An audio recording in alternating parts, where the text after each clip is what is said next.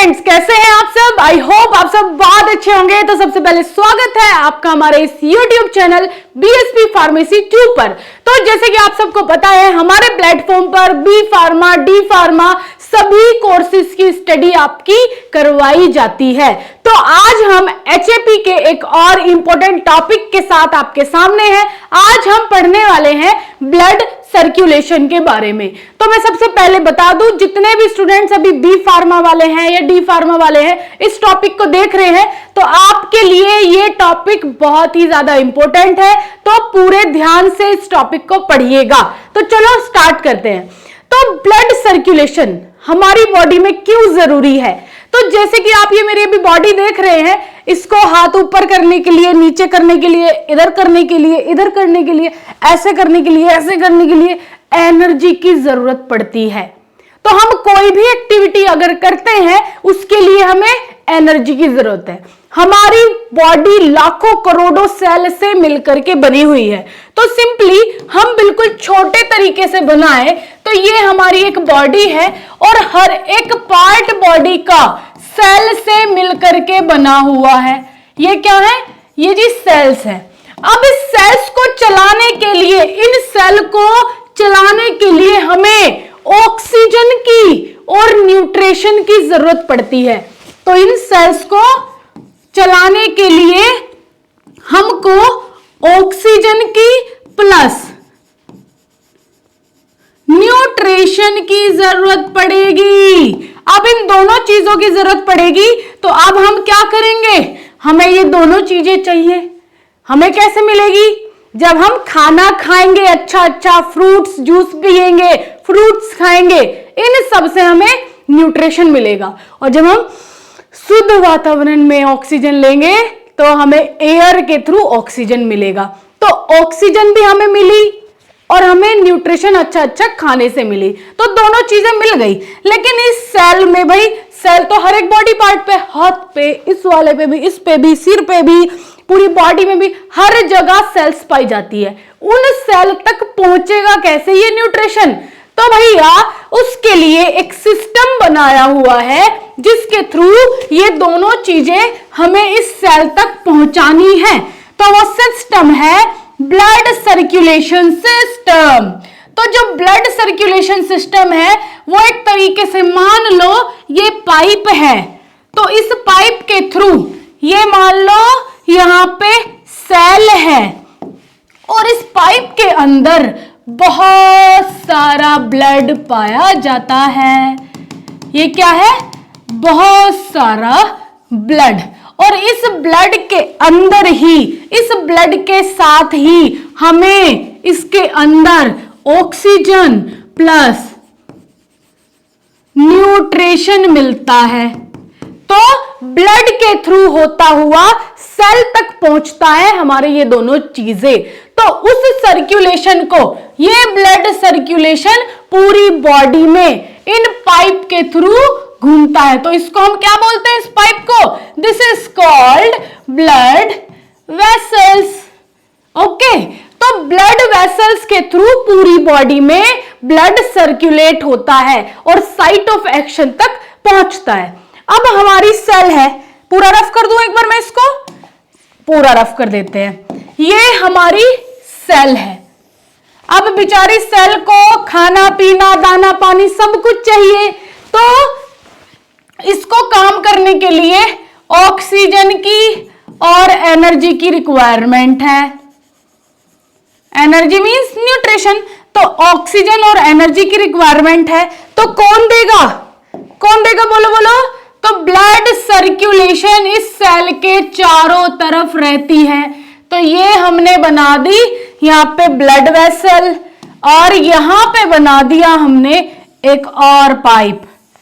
तो अब आप बोलोगे मैडम पागल हो गई है, पता नहीं क्या बना रही है ना? तो अब आपको समझ में आ जाएगा।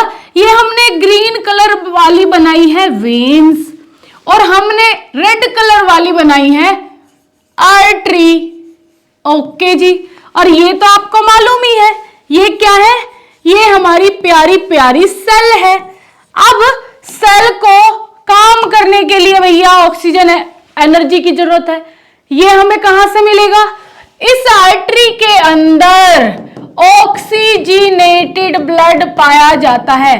तो इस लेक्चर को पूरे ध्यान से एक एक कंसेप्ट को क्लियर कर लीजिएगा अपने, तो पूरे कंसंट्रेट होके इसको देखो। तो इस आर्टरी के अंदर ऑक्सीजनेटेड ब्लड पाया जाता है?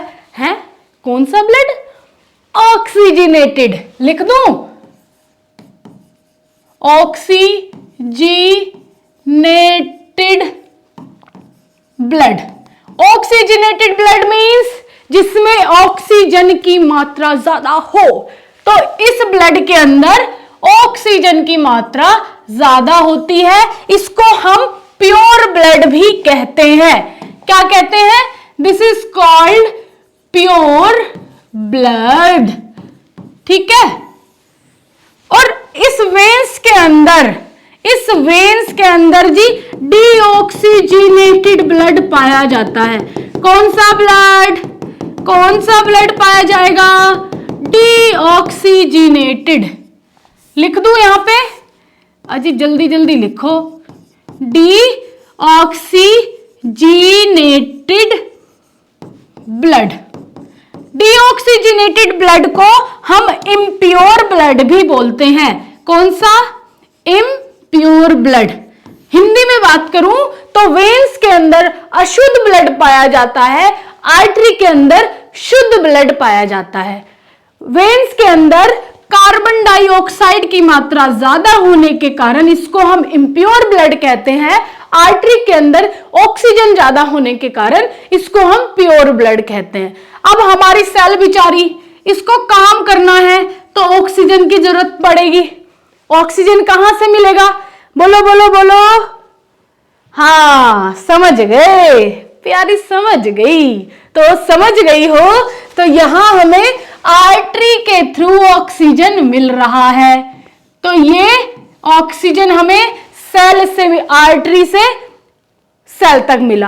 अब जब हम कोई काम करते हैं तो हम थक जाते हैं, फिर हम कुछ एनर्जेटिक खाएंगे तो हम चार्ज हो जाएंगे। भाई जैसे बैटरियां होती हैं, बैटरी देखिए, उसको जब हम चार्ज कर लेते हैं तो पूरी चार्ज हो जाती है, जब उसको हम काम पे लगा देते हैं तो डाउन हो जाती है। हमारे स्मार्टफोन की बात कर लो, जब आप चार्जिंग पे 100% चार्ज कर लोगे तो पूरे दिन चलेगा, और पूरा दिन चलने के बाद बेचारा शट डाउन हो जाएगा। अगर उसको आप चार्ज नहीं करोगे तो उसको दोबारा चार्जिंग पे लगाओगे, फिर वो चार्ज होके चलने लगेगा।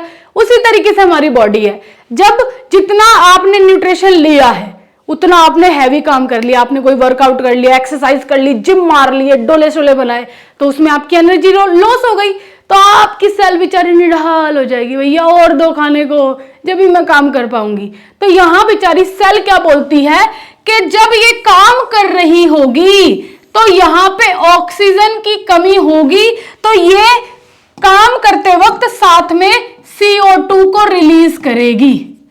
जब सेल काम कर रही है तो ये CO2 रिलीज करती है। अब CO2 हमारी बॉडी के लिए बड़ी हार्मफुल, हमें CO2 नहीं चाहिए, तो CO2 को बाहर ले जाने के लिए ये वेन्स यहीं पर ही सेल के पास में होती हैं। तो इन वेन्स के थ्रू इस CO2 को ले लिया जाता है, और फिर जो ये आर्टरी और वेन्स में CO2 और ऑक्सीजन है, ये मिलता कैसे है?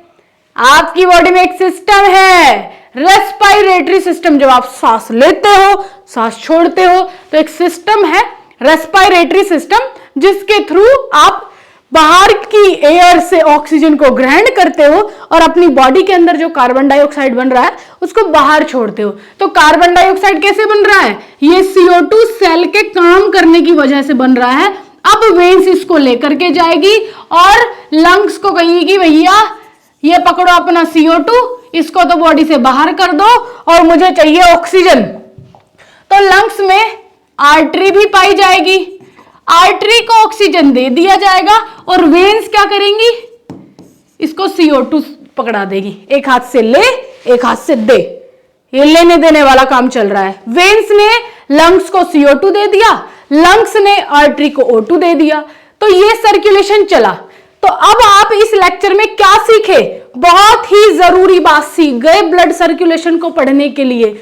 यहां पे आपने सीखा कि हमें हमारे ब्लड के थ्रू ही ऑक्सीजन और न्यूट्रिशन मिलता है हमारी सेल्स को। आई होप आप बहुत अच्छे से समझ गए हैं। और अगर आपको कंप्लीट ब्लड सर्कुलेशन पढ़ना है मेरे साथ, तो आपको हमारी ऐप प्ले स्टोर से करनी पड़ेगी जी डाउनलोड। तो बीएसपी फार्मेसी ऐप डाउनलोड करिए, बीएसपी फार्मेसी। तो यहां पर हम आप लोग से डेली 1 घंटा लाइव जुड़ते हैं। तो आपको अगर इसी तरीके से सारे कंसेप्ट अपने क्लियर करवाने हैं तो फटाफट जाकर के हमारी ऐप डाउनलोड कर लो। और अभी बी फार्मा में लाइव क्लासेस चल रही हैं और आपके एग्जाम की कंप्लीट तैयारी भी करवाई जा रही है। तो अपनी कंप्लीट तैयारी करने के लिए फटाफट जाके प्ले स्टोर से ये ऐप डाउनलोड कर लो और फटाफट कोर्स में ज्वाइन कर लो और मेरे साथ डेली 1-1 घंटा live judo. Okay, I hope आपको आज का लेक्चर समझ में आया होगा। कंप्लीट ब्लड सर्कुलेशन आपको हमारी प्लेलिस्ट में मिल जाएगा, तो प्लेलिस्ट जाकर चेक कीजिए। Okay students, thank you so much.